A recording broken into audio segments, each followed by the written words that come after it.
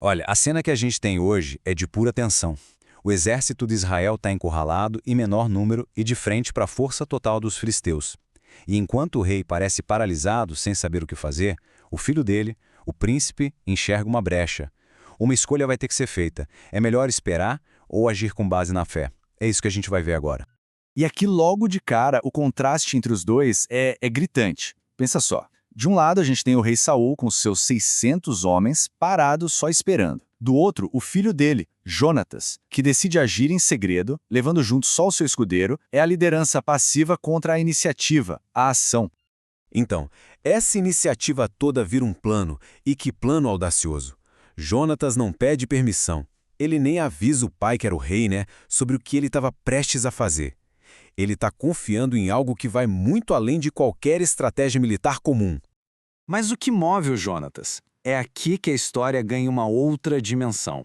Ele fala para o escudeiro, para o Consenhor nenhum impedimento há de livrar, com muitos ou com poucos. Isso aqui, gente, não é loucura, não é imprudência, é fé pura.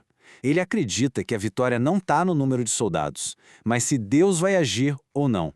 Só que não é uma fé cega, sabe? Tem método por trás disso. Jonatas não vai simplesmente sair atacando. Ele arma um plano bem específico para buscar um sinal, uma confirmação de Deus de que aquele era o caminho certo. E o teste que ele bola é muito, muito engenhoso. Primeiro, eles iam se mostrar para os inimigos. Depois iam ouvir o que eles diriam. Se os caras gritassem, fiquem aí, beleza, a ordem era recuar. Mas, se o convite fosse, subam aqui para a gente ver, esse seria o sinal de Deus para atacar. Era um jeito de buscar clareza no meio do caos da guerra. E a resposta vem, e vem assim carregada de arrogância. Os filisteus zombam, gritando, subam aqui que a gente vai ensinar uma lição para vocês. Para Jonatas, essa provocação era o sinal perfeito que ele estava esperando. Pronto, a confirmação divina tinha chegado. Luz verde para o ataque. E o que acontece logo em seguida é impressionante. Numa investida super ousada, escalando as rochas, Jonatas e o escudeiro, eles dois sozinhos derrubam uns 20 soldados filisteus. Isso já causa um caos imediato ali na linha de frente do inimigo. Só que o que vem depois vai muito além de uma simples batalha. O texto fala de um pânico sobrenatural que se espalha por todo o acampamento filisteu. Um tremor de Deus. A terra literalmente treme e o medo toma conta de todo mundo, transformando a confusão inicial num pavor generalizado. E esse pavor todo vira um tumulto gigantesco. O caos é tanto que os filisteus começam a lutar entre si. A espada de um se vira contra o outro. Pensa na ironia. A fé de dois homens fez o exército inimigo inteiro começar a se destruir por dentro. Tá, mas e o Saul? Vamos voltar para ele. Vendo que a batalha estava virando, em vez de ter uma atitude estratégica de um líder, ele impõe uma ordem impulsiva controladora pro exército dele que já estava exausto. E o voto que o Saul faz, nossa, ele diz muito sobre o rei. Ele declara, maldito o homem que comer pão até a tarde. E olha só a linguagem, antes que eu me vingue dos meus inimigos. A vitória para ele era uma vingança pessoal, não a libertação do povo. Essa decisão, tomada ali no calor da batalha, vai ter consequências desastrosas. Em vez de ajudar o exército a perseguir o inimigo, a ordem de Saul vai, na verdade, enfraquecer os soldados e até levá-los a pecar. A ironia da situação é quase imediata. O exército proibido de comer estava desfalecendo de fome e de cansaço. Enquanto isso, Jonatas, que nem sabia da ordem, acha um favo de mel e come. Na hora, os olhos dele se aclararam, as forças voltaram. A liderança de Saul estava literalmente sabotando os próprios homens. E a coisa só piora. No fim do dia, os soldados, desesperados de fome, se jogam sobre os animais capturados e comem a carne sem drenar o sangue, quebrando uma lei divina muito séria.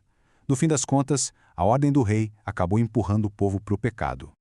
Depois dessa confusão toda, Saul quer terminar o serviço, perseguir os filisteus e decide consultar a Deus. Só que, nada. Silêncio total. Essa falta de resposta deixa ele perplexo e ele chega a uma conclusão. Tem algum pecado no meio do acampamento que precisa ser achado.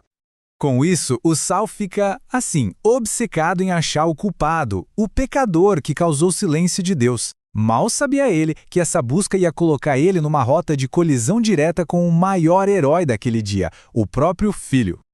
Para descobrir quem era o culpado, ele apela para o lançamento de sortes. E no primeiro sorteio, a culpa não cai sobre o povo, mas sobre a própria família real, Saul e Jonatas. A tensão só aumenta. A sorte é lançada de novo, agora só entre pai e filho. E o resultado é dramático. Jonatas, o homem que começou a vitória agora está condenado à morte, por quebrar uma regra que ele nem sabia que existia. A reação de Saul é chocante. É inflexível. Preso à sua própria palavra, ele sentencia: com certeza morrerás, Jonatas. Ele está mais apegado ao próprio voto precipitado do que à vida do herói que garantiu a saudação de Israel. Mas a história não acaba assim. Quando tudo parece perdido para o Jonatas, uma outra voz se levanta. E não é a do rei. É a dos soldados, as pessoas que viram de perto quem foi o verdadeiro líder naquele dia. E a voz do povo se levanta com uma força incrível. Eles desafiam a ordem do rei diretamente. Morrerá Jonatas, que efetuou tão grande salvação em Israel? De jeito nenhum. Eles reconheceram que o que Jonatas fez foi obra de Deus e se recusam a aceitar aquela punição. E, no final das contas, o povo consegue. Eles agem juntos e livram Jonatas da morte. A autoridade moral do povo, que viu a mão de Deus agindo, foi mais forte que a autoridade legal de um rei cego pelo próprio orgulho.